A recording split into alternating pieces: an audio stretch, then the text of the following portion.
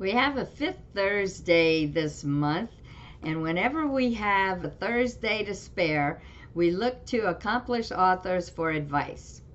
I always have a collection of author quotations that give direction and guidance, describe the writing life, or just plain make me laugh with how they give advice. Today, I'm sharing a quote from a well known author, both in and out of writing circles, for her solid advice, humor, and deep spiritual insight. Hi, my name is Patricia Charpentier, and welcome to episode 98 of the Life Writers Vlog, where you can find inspiration and useful tips to help you write your life stories. I entered the writing world as a journalist and spent a number of years focused on writing articles. But then I quit journalism and stopped writing altogether for about 10 years. When I tentatively began inching my way back onto the blank page, this book helped me so much. It's one I still pull down from the shelf. I can open it to most any page and find some nugget of wisdom that is just what I need. This is the book I'm talking about. It's called Bird by Bird: Some Instructions on Writing and Life by Anne Lamott. This book was published around the time I began writing again, and it really was just what I needed. The thought of writing life stories felt overwhelming to me, and how to go about it seemed so elusive. I've lived this big old life, and how in the world am I going to write about this big old life? Then I read this little story found early in the book. I'm going to read it to you now.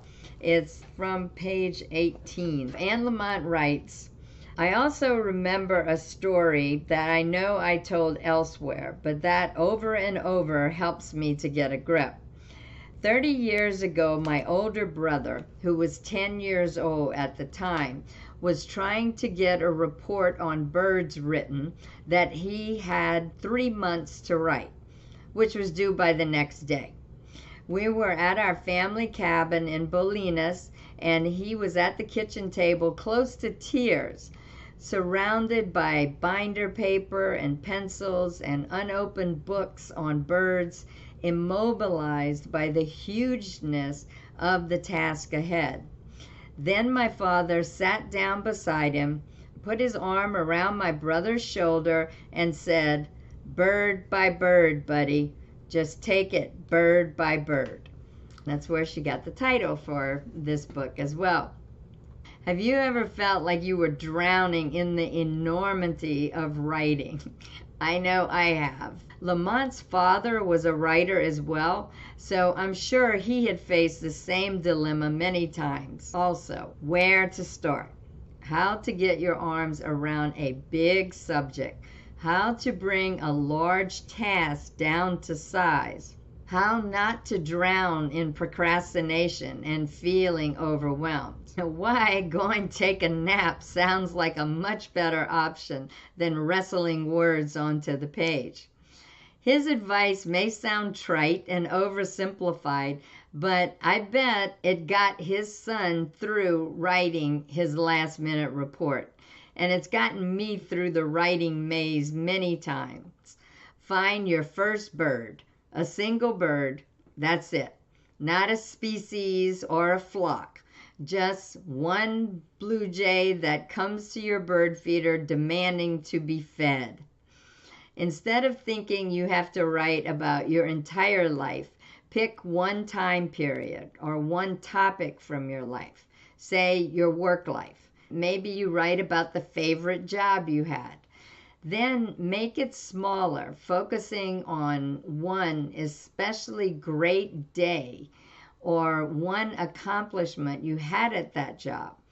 That's the way to write your story bird by bird. If you'd like a detailed example of how to take a large topic and bring it down to size, look at the example of brainstorming and how you can use it to focus your story in bites 14 through 16.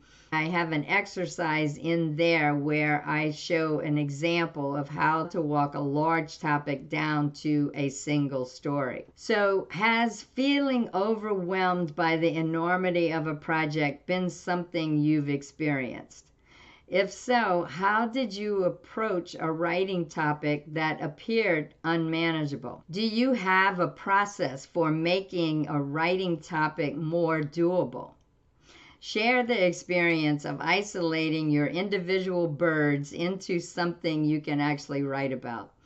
Also, if you want another dose of Anne Lamott's writing wisdom and humor, watch vlog number 24 on writing about family members. But always remember, the only way to do this wrong is to not do it at all.